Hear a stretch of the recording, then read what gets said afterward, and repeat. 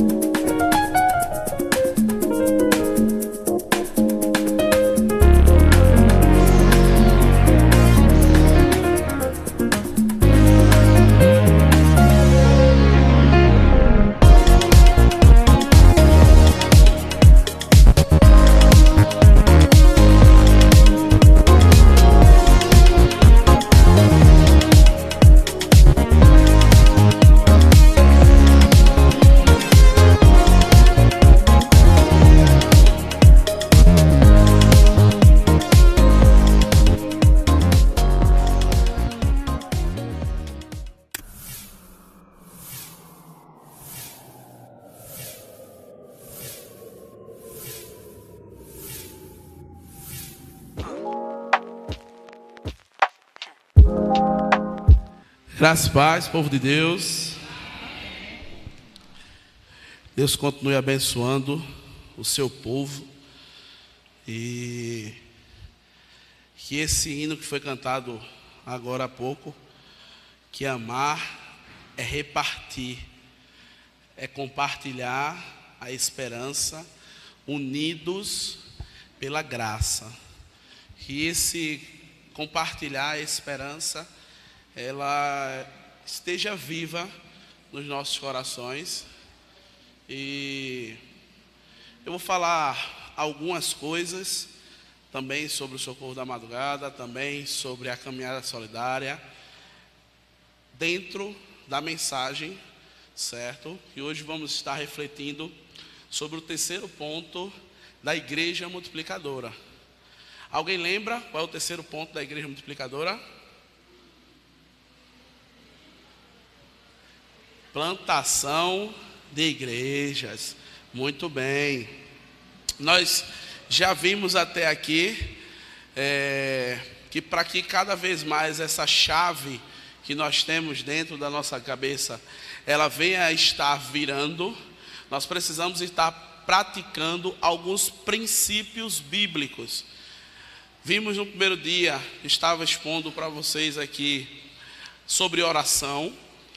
Depois da oração, nós começamos a ver a evangelização discipuladora, que é aquele ato de eu me relacionar com o outro, para que através desse relacionamento, iluminado pelo Espírito Santo de Deus, aquela pessoa possa vir também a estar aí aos pés do nosso Senhor e Salvador. A gente sempre tem aquela ideia de que nós não devemos estar nos misturando com os escarnecedores, com os zombadores, e às vezes quando nós nos convertemos, a primeira coisa que nós fazemos é nos afastar daqueles amigos de cachaça, aquela turma da farra. E aí eu fico me perguntando, como é que o amigo da cachaça e o amigo da farra, ele vai se converter a Cristo se você está distante dele? Você vai se distanciar daquelas práticas, mas a amizade ela continua. Algumas pessoas eu vejo afirmar que tinha um amigo de copo. Quando eu me converti, meus amigos todos me abandonaram. E de fato não é verdade. Quando nós nos convertemos, às vezes somos nós que abandonamos aquelas pessoas. Somos nós que saímos do convívio delas. Somos nós que saímos do raio de ação que elas também estão inseridas. Então, primeiro, eu preciso orar. Segundo, eu preciso estar me relacionando de forma discipuladora. A gente trabalhou aqui a ideia sobre membro e discípulo. Um discípulo, ele é um membro que forma outro discípulo. Um membro, ele é apenas um consumidor. É aquela pessoa que vem, consome e vai. E no outro evento que tiver, vem, consome e vai. E por isso passamos por vezes 5, 10, 15, 20, 30 anos em um sistema religioso que ele não avança. É interessante porque quando nós vimos o contraste com a igreja de Atos, é totalmente diferente. A igreja de Atos, ela só crescia. Era um ano, ela crescia. 2 anos, ela crescia mais do que o primeiro ano. No terceiro ano, ela crescia mais do que nos 2 anos subsequentes. Mas a nossa fé cristã, a nossa igreja brasileira, ela tem ficado estagnada. Se nós pegarmos o número ou os dados das religiões existentes, nós vemos que o cristianismo, ele é o menor em taxa do crescimento.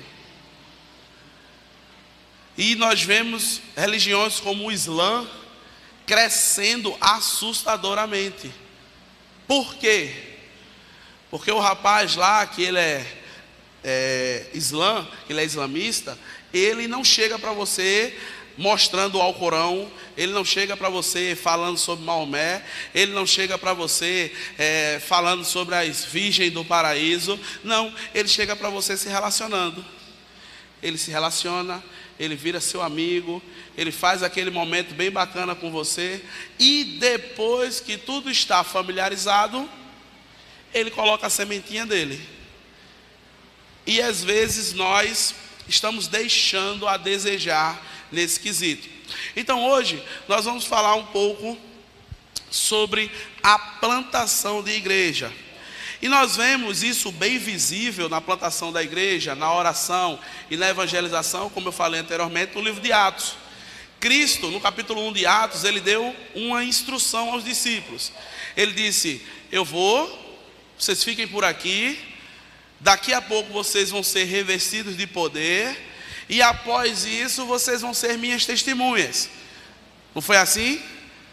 Sim ou não? Beleza. E aí o que é que acontece? Os discípulos obedecem. Eles vão para os seus lares e eles começam a orar. Se nós pararmos para ler o livro de Atos, no capítulo 2, nós vamos ver que o que precede a descida do Espírito Santo, o que vem antes da descida do Espírito Santo, é a oração. Todos estavam orando. E aí o Espírito Santo desceu sobre aqueles que estavam naquele momento. E a partir daquele momento que o Espírito Santo desce sobre os discípulos, eles começam a fazer a segunda parte do processo, que eles começam a se relacionar com as pessoas.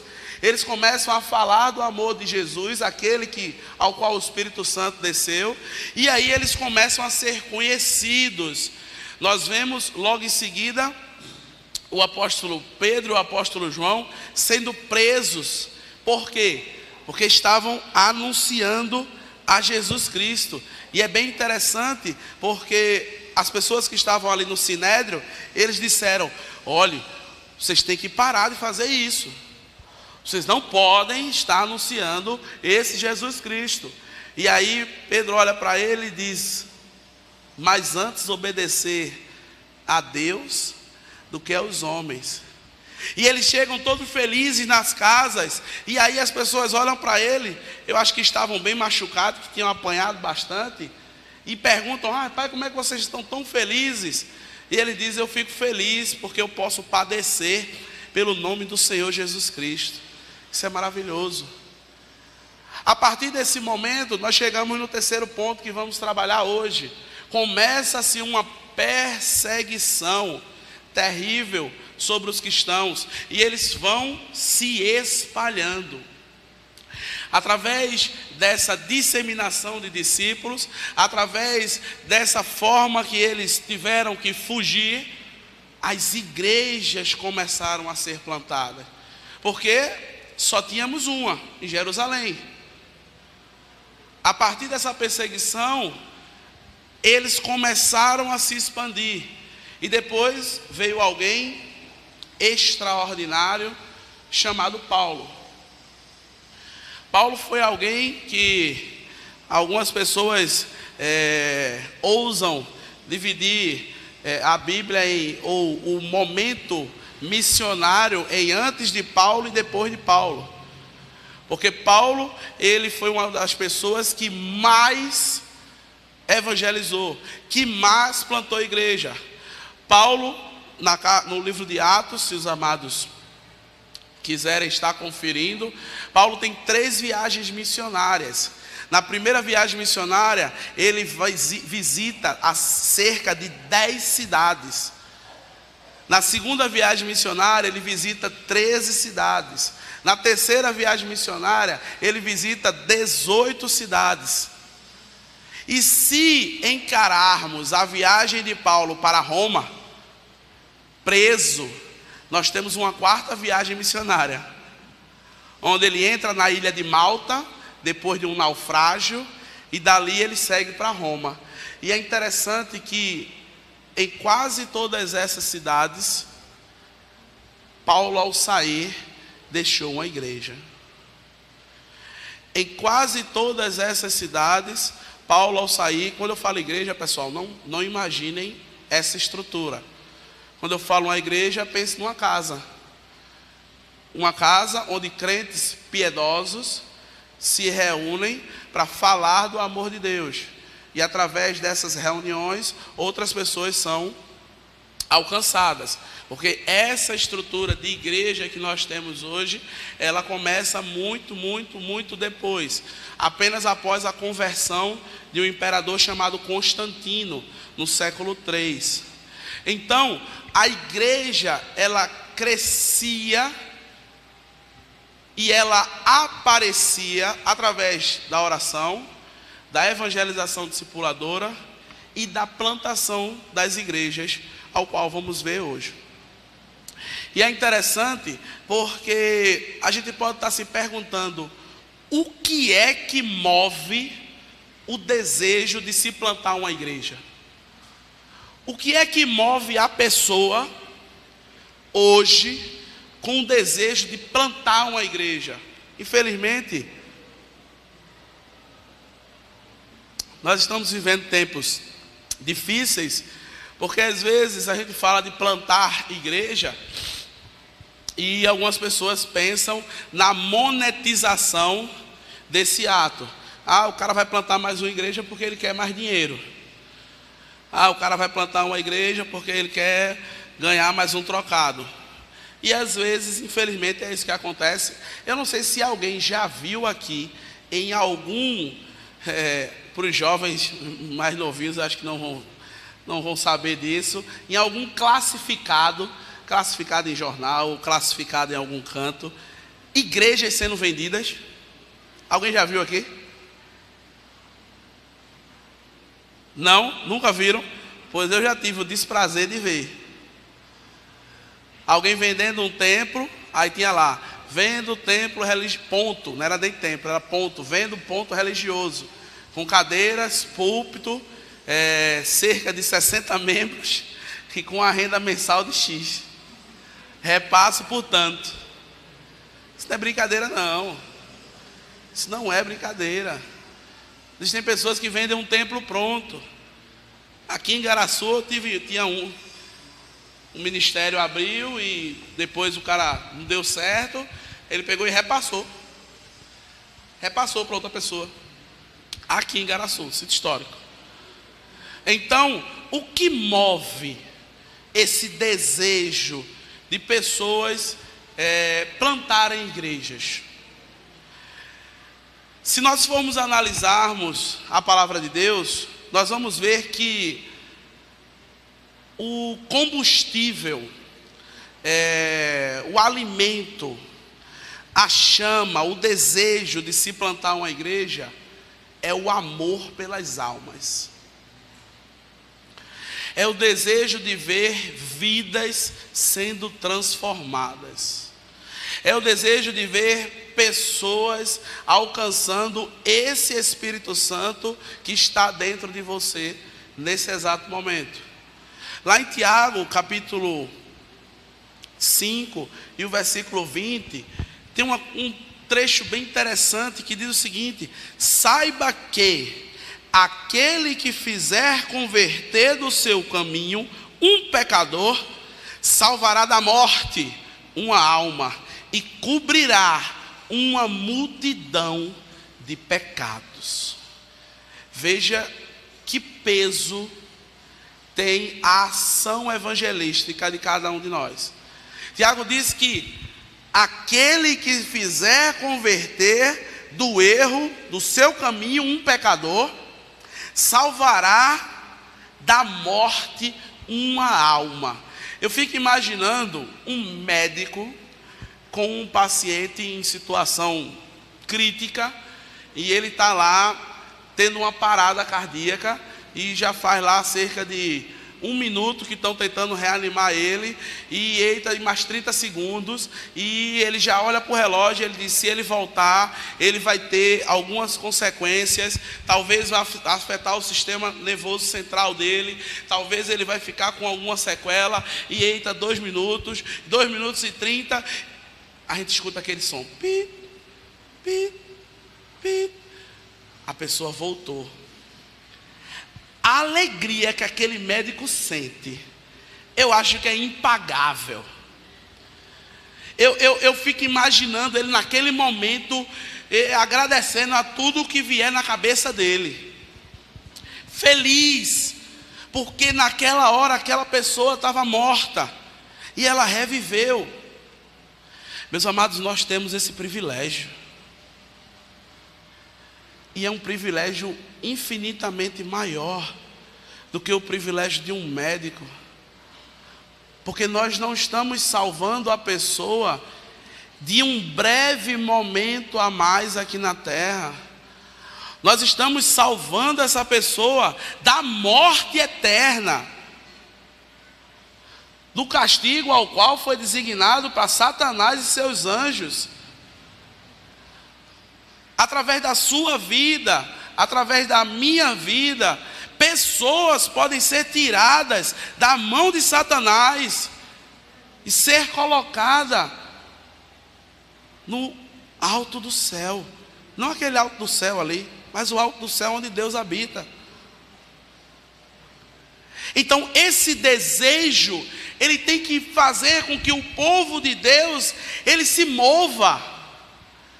O povo de Deus, ele se anime. O povo de Deus, ele se sinta inquieto, para que essas almas que estão ali, elas sejam resgatadas. Esse é o desejo do coração daquele que planta uma igreja, daquele que quer ver pessoas sendo transformadas. E quando eu falo em igreja, eu conversei com um jovem há umas 3 semanas atrás, e ele estava falando, ele falou uma coisa bem interessante. Ele perguntou sobre as ações que nós estávamos fazendo, e eu expliquei. Ele disse: poxa, isso é uma igreja relevante. Aí eu disse: como assim igreja relevante? Porque quando a gente adjetiva qualitativamente algo, significa dizer que existem outra situação que de fato ela não está sendo de maneira qualitativa, ela não está sendo boa. Se eu digo que tem alguém bom, é porque tem alguém ruim. Então, se eu digo que existe igreja relevante, é porque existe igreja sem relevância. Mas isso não é para acontecer, porque a igreja, ela tem que ser relevante. A igreja, ela tem que mudar a realidade, primeiro, dos membros que estão dentro dela, segundo, das circunvizinhanças que estão por ali no seu raio de ação, e aonde o Espírito Santo colocar ela tem que ser relevante. Nós não podemos estar nessa situação de: não, é igreja, não, mas aquela igreja não é relevante. Infelizmente nós temos essa situação, mas não é para acontecer. E quando eu digo que nós temos que ter o desejo de plantar igrejas, o desejo de expandir, não é para aumentar a quantidade de pessoas, é pelo contrário, é para ser bênção na vida de outras pessoas. Essa caminhada solidária, ela tem me ajudado bastante em tantos aspectos, e principalmente em conhecer os territórios aqui, conhecer os becos, as vielas. Eu estou quase um expert aqui de Paratiba, Arthur 1 e Jardim Paulista ali. Botar em qualquer buraco ali, eu não sei o nome da rua, mas eu consigo sair dela. E tem lugares que eu passo aqui mesmo, na vila, na comunidade da vila aqui embaixo, lá embaixo, depois da casa do irmão Maurício ali, eu passei ali, eu digo: poxa, aqui dava uma igreja. Aí eu não sei quem estava comigo, mas disse: rapaz, mas a igreja da rede é tão pertinho ali. Eu disse: não, mas aqui o foco era outro. Aqui era uma igreja que ia servir a comunidade, uma igreja que poderia ser uma igreja barra creche. Tem pouco menino ali embaixo? Priscila fez assim, ó. Tem muito, né, Priscila? Uma igreja que poderia ser um ponto de apoio para profissionais exercerem o dom que Deus deu a ele, e não foi ele que tem, mas o dom que Deus deu a ele. Um ponto para o eletricista poder trabalhar, ajudando a comunidade. Quantas pessoas não tem ali gambiarra dentro de casa e está quase morrendo? Ontem aconteceu aqui, veio um rapaz que nós assistimos, e ele veio com a mão toda queimada. Eu disse: o que foi isso, Elias? Ele disse: eu fui mexer num fio lá que estava decapado, levei essa queimadura, estava com os dedos todos queimados. Mas se tivesse um eletricista que pudesse abençoar essas pessoas, talvez não tivesse acontecido isso. Talvez se tivesse um marceneiro que entende um pouco de carpintaria, e lá nós tivéssemos uma atividade, as madeiras da casa de alguém não tinham caído por cima da cabeça dela. Não é verdade, Alina? O irmão Orandi, Marcos e eu, nós fomos numa casa onde estava assim, a madeira caindo. E aí a gente fez um paliativo lá, um paliativo técnico, para não dizer gambiarra, e deu um jeito lá. Mas 4 dias depois que a gente foi lá de novo, pense num negócio forte, é o tal do cupim, viu? Menino, o cupim já tinha comido a madeira todinha. Eu acho que tinha uma cidade de cupim ali dentro. Então, quando nós passamos por esses lugares, o desejo de abençoar vidas, ele precisa estar intrínseco em cada um de nós. Claro, pessoal, que nós não conseguimos fazer nada sozinho. Eu não consigo fazer nada só. Nesse socorro da madrugada que nós vamos, tem muitas pessoas envolvidas.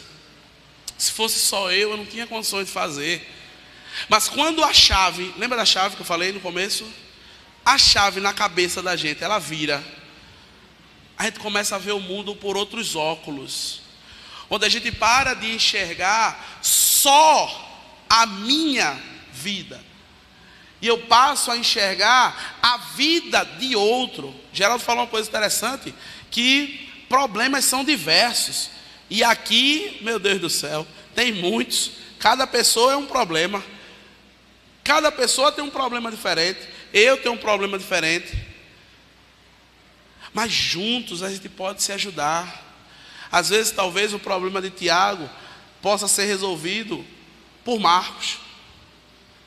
Talvez o problema de Marcos possa ser resolvido por Humberto. Talvez o problema que Humberto tenha possa ser resolvido por Juan. Cortar o cabelo, não, Humberto? Se for depender de Humberto, o Juan morre de fome.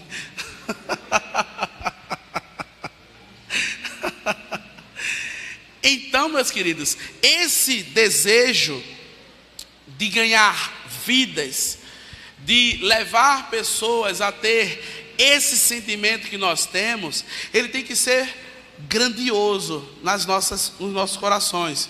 Porque nós não estamos salvando alguém da morte física.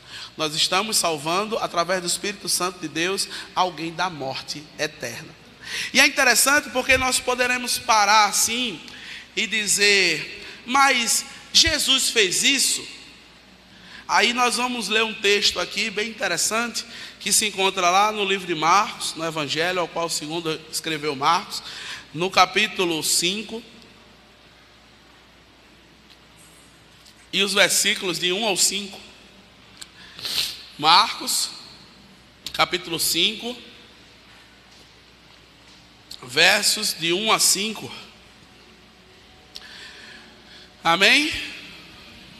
Misericórdia. Olha que é o dia da Bíblia, viu? Cadê a Bíblia esquecida? Estou vendo aí a Bíblia esquecida. Estou vendo a Bíblia rasgada. Marcos, capítulo 5, versos do 1 ao 5. Diz o seguinte: e eles atravessaram o mar e foram para a região dos Gerazenos. Quando Jesus desembarcou, um homem com um espírito imundo veio dos sepulcros ao seu encontro. Este homem vivia nos sepulcros e ninguém conseguia prendê-lo, nem mesmo concorrentes, pois muitas vezes lhe havia sido acorrentado pés e mãos. Mas ele arrebentara as correntes e quebrara os ferrolhos de seus pés. Ninguém era suficientemente forte para dominá-lo. Noite e dia, ele andava gritando e cortando-se com pedras entre os sepulcros e colinas. Aí o irmão pode estar se perguntando aí, sim, cadê o amor? Onde é que está o amor nesse negócio aí? Existe uma coisa interessante que nós trabalhamos no curso de teologia, que às vezes nós, para entendermos um texto, nós precisamos ler um pouco depois, ou um pouco antes. E aí vamos ver um pouquinho antes, no capítulo 4, o que é que acontece?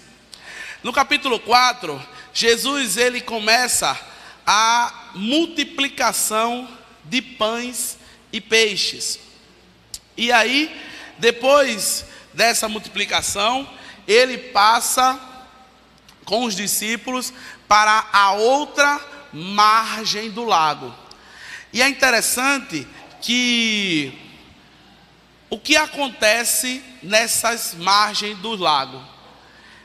Esse lago fica revolto, lá no finalzinho do capítulo 4. Tem a parábola do semeador, lá no finalzinho. O mar, ele fica agitado, os discípulos começam a se desesperarem, e aí eles chegam para Jesus e dizem, mestre, tu não te importas que a gente venha a perecer? E aí ele se acorda e diz, homem de pequena fé, fica tranquilo. Ele se levanta, manda que o mar se aquiete, o vento se acalme, e ele chega nessa região. Meus amados, o amor ao qual a gente está falando, ele se encontra na ação de Cristo em estar em um ambiente tranquilo e favorável, entrar dentro de um barco ou entrar no barco, sabendo que iria enfrentar uma grande tempestade, ao chegar do outro lado, saber que ia encontrar uma pessoa totalmente destruída, e tem um detalhe, ele não ia poder continuar no ministério, porque se vocês verem no texto, quando o endemoniado ele fica bom, ele fica são, as pessoas que estão ali mandam Jesus ir embora. Queridos, o amor de ganhar almas faz com que a gente enfrente algumas dificuldades. O amor para ganhar almas faz com que a gente enfrente algumas tempestades. Existem algumas coisas que acontecem, por exemplo, socorro da madrugada mesmo. Quantas e quantas vezes não deu a hora de eu ir para o socorro e eu fiquei, meu irmão, eu estou cansado, eu estou só o pito, amanhã eu vou ter que trabalhar e dar uma mola da cebola, de tarde tem caminhada solidária no sábado, de noite tem um curso de teologia, e eu fico parando assim. Mas eu me lembro daquelas almas que estão lá, sedentas, com sede. E essa sede não é só de água. Essa fome não é só de alimento. Porque aconteceu algo interessante nessa caminhada. Nós fomos para uma comunidade que tem ali em Maranguape, 0, depois do campo de aviação. É uma segunda Cracolândia que existe aqui em Paulista. E eu não sabia, e lá nós entregamos o alimento, a mini ceia, entregamos o panetone para aquelas pessoas que estavam lá, e ao término, eles pediram para a gente fazer uma oração, porque quando nós iniciamos essa ação, eu disse que nós vamos, mas vamos apenas para entregar. A gente vai entregar os alimentos, a gente vai entregar a água, a gente vai entregar o café, vai dizer que foi Jesus que mandou e a gente vai se embora. Por quê? Porque às vezes a gente chega para dar uma palavra, a gente chega para fazer uma oração e às vezes a gente espanta ao invés de atrair. E depois de algum tempo que a gente está com eles lá, eles passam já a pedir a oração. Faz, pastor, o pessoal faça uma oração aqui, a gente vai e faz a oração. Mas vejam como essas pessoas elas estão sedentas. Quando nós estávamos saindo, chegou um grupo e disse assim, o senhor vai vir aqui antes do Natal ainda, né? Aí eu disse, rapaz, vai ser meio difícil. Vai ser meio difícil porque a logística para vir para cá, ela é meio complicada. É um pouco difícil.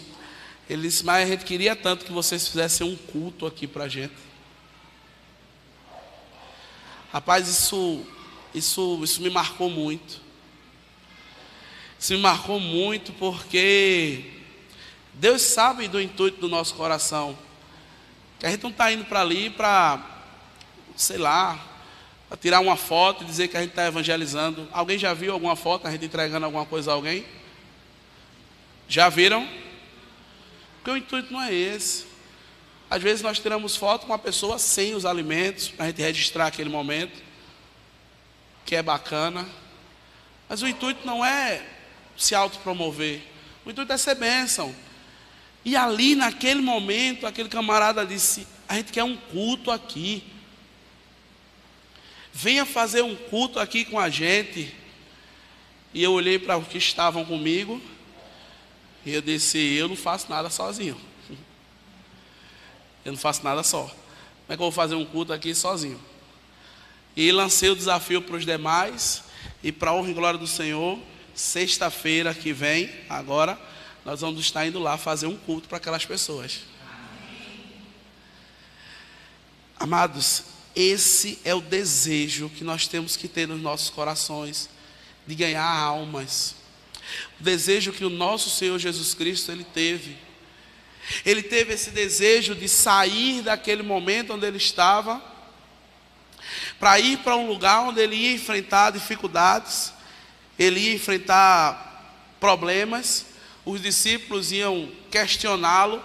Talvez tenha algum discípulo naquele momento ali da tempestade que perguntou por que esse homem trouxe a gente para cá. A gente não podia ter ficado lá do outro lado, esperar amanhecer para poder vir para cá. A gente tinha que vir agora, já de tardezinha, já de noite, enfrentar uma tempestade dessa. Esse camarada está ficando doido, ele não está vendo que o mundo está perigoso. Muitas vezes a gente enfrenta essas dificuldades, mas Jesus, Ele manteve. E quando Ele chega lá, é interessante que aquelas pessoas ali, elas são transformadas. Quando Jesus cura aquele gadareno, Ele lança aqueles demônios nos porcos, ele é impedido de continuar ali. As pessoas mandaram ele embora.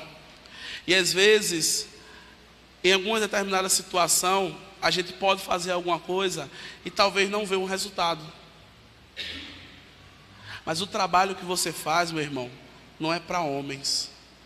O trabalho de oração que você está fazendo pelas 6 pessoas do seu cartãozinho de oração, não é para elas, não é para Deus. O trabalho de relacionamento discipulador que você está fazendo com aquela pessoa tão difícil, aquela pessoa tão complicada, você fala uma coisa, às vezes ela fala 3, 4, e aí você quer falar por cima, mas você se controla, você segura, você respira, você relaxa, para que Deus Ele se faça presente naquele lugar. É para Deus. O trabalho de plantação de igrejas, o trabalho de levar essa estrutura para outros ambientes, é para a glória de Deus. Mas a gente precisa ter essa chama. A gente precisa ter o desejo de querer transformar a vida de outra pessoa através do Espírito Santo que tem dentro de mim. Nós vemos também Jesus Cristo tendo esse desejo pelas almas naquela trajetória que Ele faz com os 2 discípulos que estavam a caminho da cidade de Emaús. Aqueles 2 discípulos, eles tinham recebido a informação de que no 3º dia Jesus ia ressuscitar e Ele iria aparecer aos 12 e aos demais que ali estavam. Mas eles não conseguiram esperar. Eles não conseguiram perseverar. E eles estavam abatidos, eles estavam tristes, eles estavam cabisbaixos. E eles estavam se desviando do caminho. Mas o amor pela vida das pessoas de Jesus é tão grande que além de Ele dar a vida dele por nós, Ele ainda vai ao nosso resgate. E ele chega no caminho da cidade de Emaús, ele começa a conversar com aquelas pessoas, ele começa a falar sobre a Bíblia, ele entra na casa daquelas pessoas, ele se relaciona com elas, e quando ele vai embora, os olhos se abrem. E as pessoas veem que aquele era o mestre, e elas voltam para o caminho do Senhor. Quantas pessoas que nós conhecemos que estão talvez trilhando um caminho um pouco diferente daquele que era trilhado. Ame essa pessoa, vá até ela, fale com ela, converse com ela. Talvez o Espírito Santo esteja querendo lhe usar para ganhar essa alma. Talvez o Espírito Santo esteja querendo lhe usar para criar uma igreja que é aquela pessoa. Nós sabemos que a igreja é um organismo vivo. A igreja é cada um que está aqui. Nós estamos aqui nesse momento agradável, onde estamos sentados, ouvindo a palavra de Deus, ouvindo bons louvores. E é um momento muito bom, é um momento muito bacana, mas ele não pode se resumir só aqui. Ele não pode ficar só nessa situação. E é interessante que quando os discípulos saíram de lá, daquele lugar de Gadara, daquele endemoniado, eles também podem ter se perguntado: a gente enfrentou uma tempestade, quase morria, foi água até umas horas, trabalho da cebola, a gente chegou lá naquele lugar longe, só para salvar uma bencinha, e aí depois a gente volta expulso, quase que leva um cacete.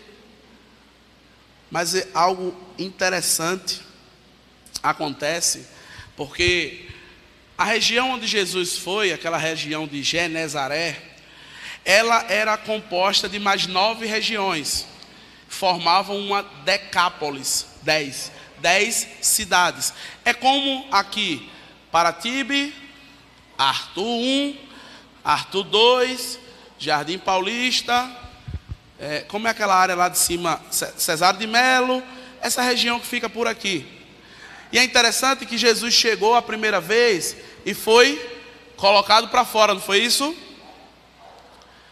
É interessante que se nós formos lá em Marcos, mais para frente, no capítulo 7, nós vamos ver algo bem interessante, que é quando Jesus, ele faz a segunda multiplicação dos pães e dos peixes.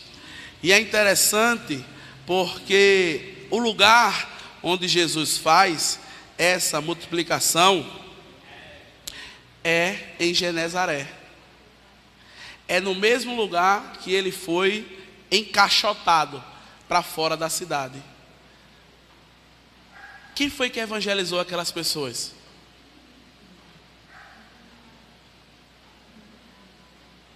Quem foi que evangelizou aquelas pessoas que foram ter com Jesus agora na segunda multiplicação? Quem? O endemoniado.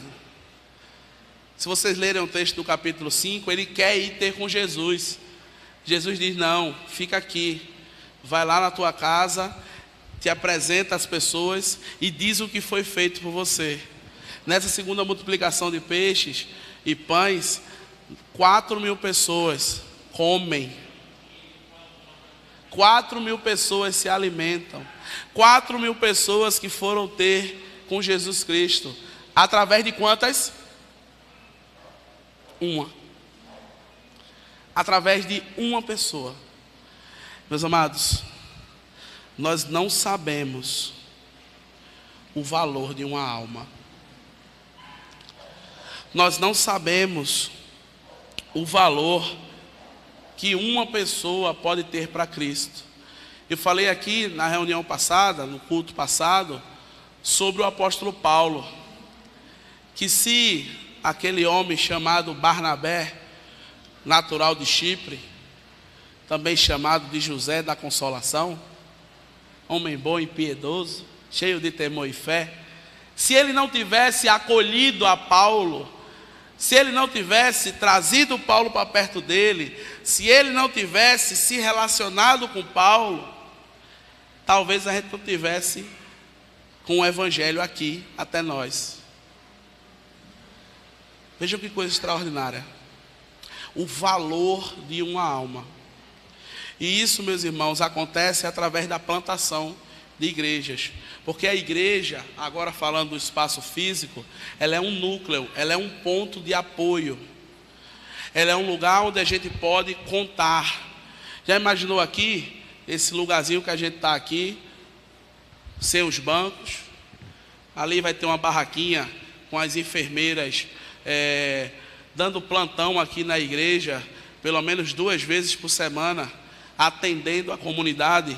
Será que tem muita gente aqui que tem algumas feridas no corpo e não conseguem se tratar? Porque às vezes não tem dinheiro para comprar uma pomada, não tem dinheiro para comprar um rifocina, não tem dinheiro para comprar um gás. Quantas pessoas não tem aqui precisando de atendimento psicológico, atendimento com psicopedagogo, atendimento diversos? A igreja, ela serve para essa finalidade, ser bênção na vida das pessoas. Então, o primeiro princípio bíblico da igreja multiplicadora, oração.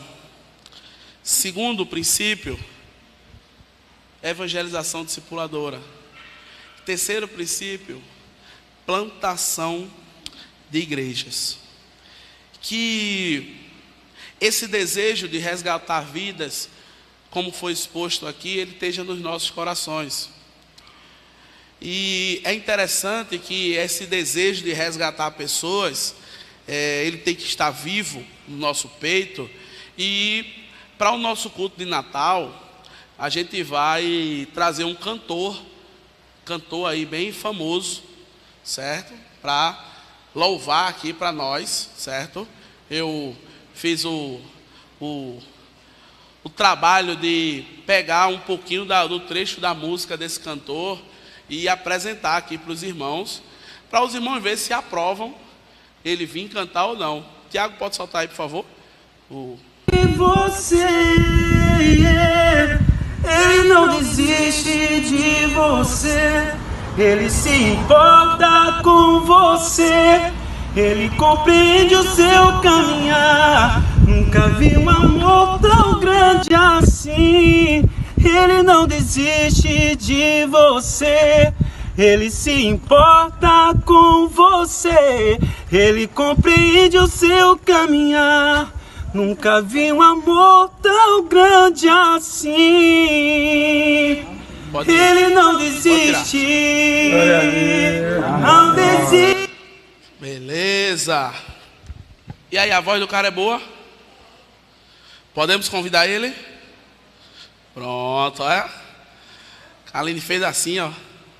Massa. Vocês gostaram? Pronto. Agora tem um problema. Tem um problema que a gente vai ter que fazer uma logística para buscar ele. Porque ele vem de muito longe. Sabe onde é que ele vem? Da Cracolândia de Maranguape. O nome desse rapaz é Diogo Leonardo. Ele é usuário de crack.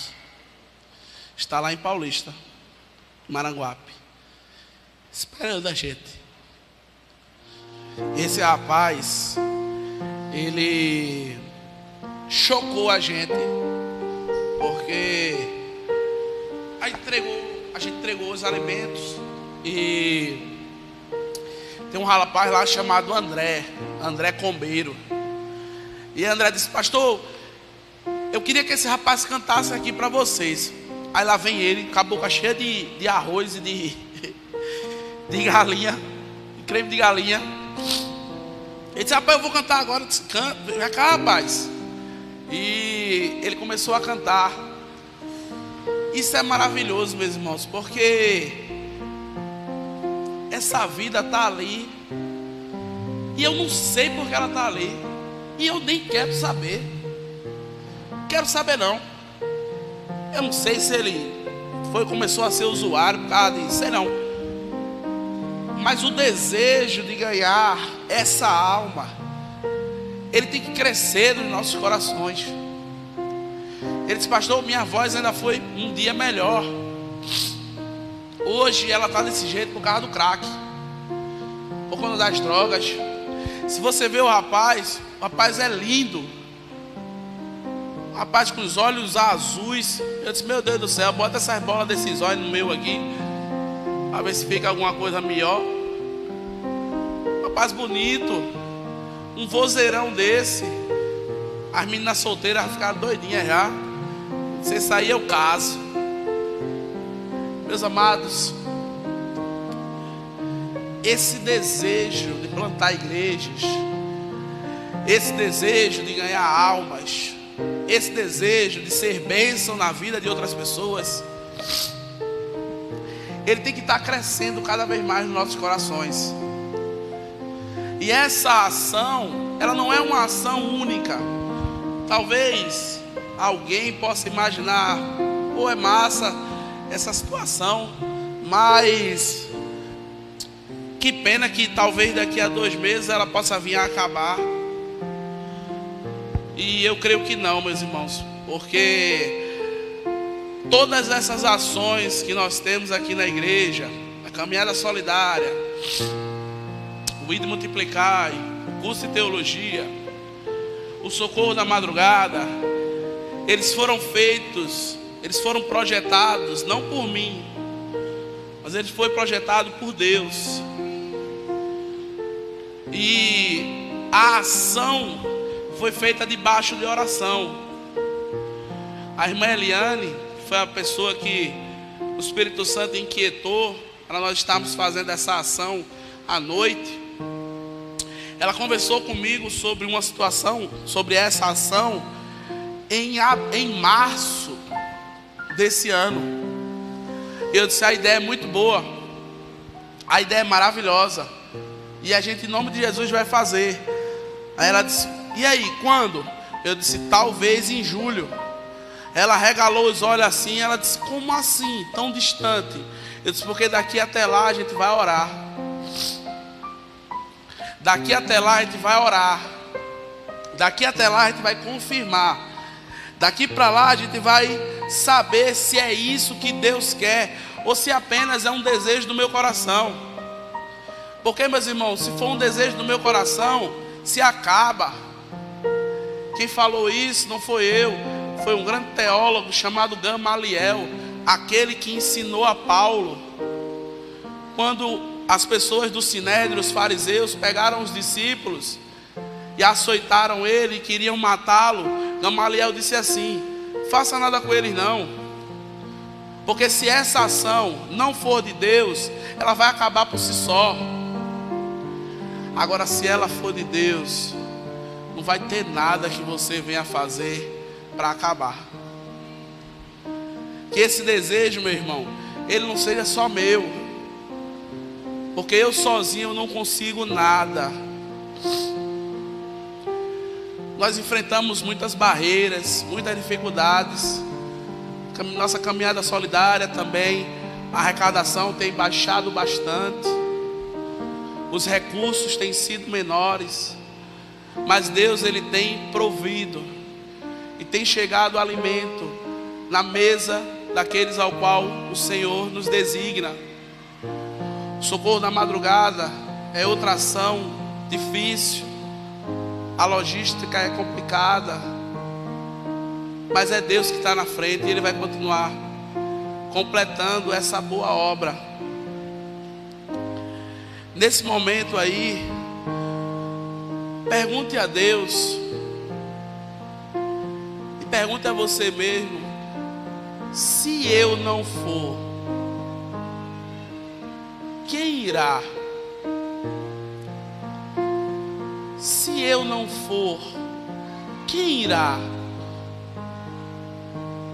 Se eu não estender as mãos, quem fará?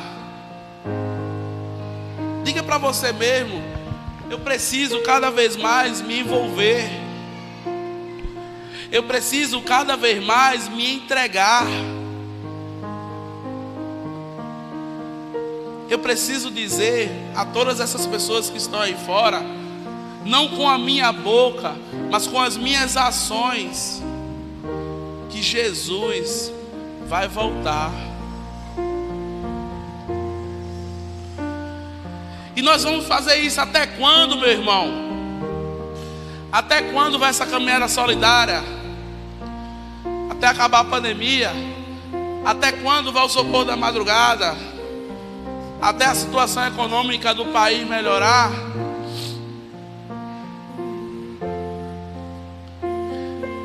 Isso vai continuar até que Ele venha. Amém. Que Deus abençoe os seus servos.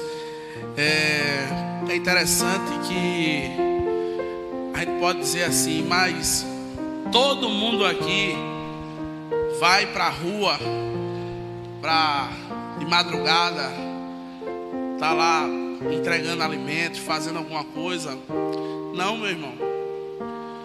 O apóstolo Paulo, lá na carta aos Efésios, ele diz que uns ele deu para pastores, outros para mestres, para professores, para apóstolos. Cada um no reino ele tem o seu papel, mas precisamos exercer esse papel, porque o apóstolo Paulo diz que todas essas pessoas foram dadas para o aperfeiçoamento dos santos em Cristo Jesus. Então, meu irmão, tem pessoas que têm dificuldade de locomoção, dificuldades diversas, mas contribua com a sua oração, contribua com seus pés indo, contribua de qualquer forma, com mantimento, o que Deus colocar no seu coração. Seja bênção, participe, se envolva, porque é até que Ele venha. Não é 2021, momento de pandemia. Não é 2022, porque o crescimento econômico vai estar baixo e a gente vai estar fazendo isso. Mas quando as coisas estiverem tudo boa, a gente para. Não, meu irmão, a ideia é aumentar. A ideia é crescer. A ideia, ao invés de ser um dia, ser dois. Ao invés de ser 2 dias, ser 3. Ao invés de ser 3, ter um restaurante aqui para abençoar pessoas que estão sem comer. Ter alguma coisa para ser bênção, para entregar um remédio, para fazer uma consulta. A ideia é que cada vez mais nós venhamos a avançar. Isso é difícil. É difícil para uma pessoa, mas para 50, 100 se torna mais fácil. 10 quilos para eu carregar sozinho, talvez eu consiga carregar até o final da rua sem cansar. Mas se cada um aqui pegar 1 quilo, o negócio fica mais fácil. Se tivermos 20 pessoas, vai ser meio quilo para cada. Se tivermos 100 pessoas, cada pessoa vai carregar aí 10 gramas, 100 gramas, até que Ele venha. Senhor Jesus, muito obrigado, Pai. Muito obrigado por a oportunidade de Te servir. Muito obrigado pelo chamado que o Senhor me concedeu, e também a cada um dos Teus servos que se faz presente nesse local, Pai, para ouvir, não a mim, eu não tenho nada de bom, mas sim a Tua palavra, o Teu amor, o Teu desejo, a Tua vontade, porque isso sim é bom, é perfeito e é agradável aos nossos corações. Que possamos estar cada vez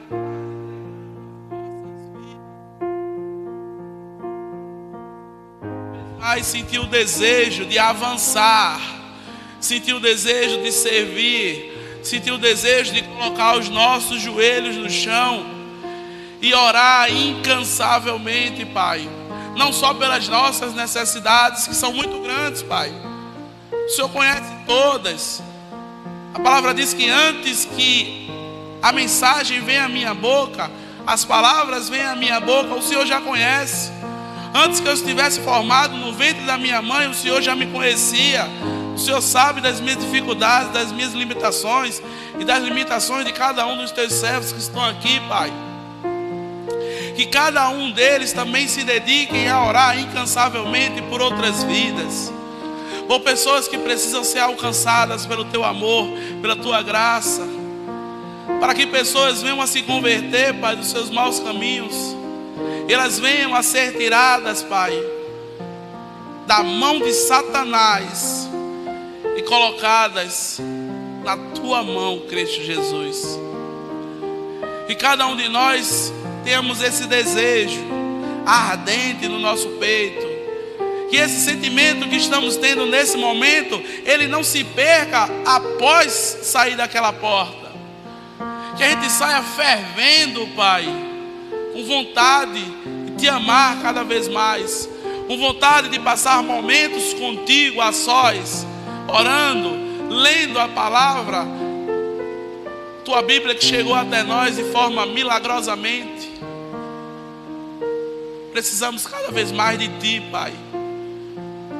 Que a Tua graça e a Tua misericórdia esteja com cada um dos Teus servos, Pai.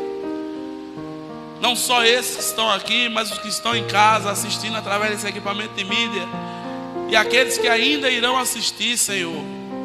Dai-nos sabedoria vinda de Ti, poder e ousadia, Pai, para que cada vez mais vidas sejam rendidas aos Teus pés. Que o Teu nome seja exaltado na terra, acima da terra e debaixo da terra. Que toda língua confesse que o Senhor é o nosso Salvador.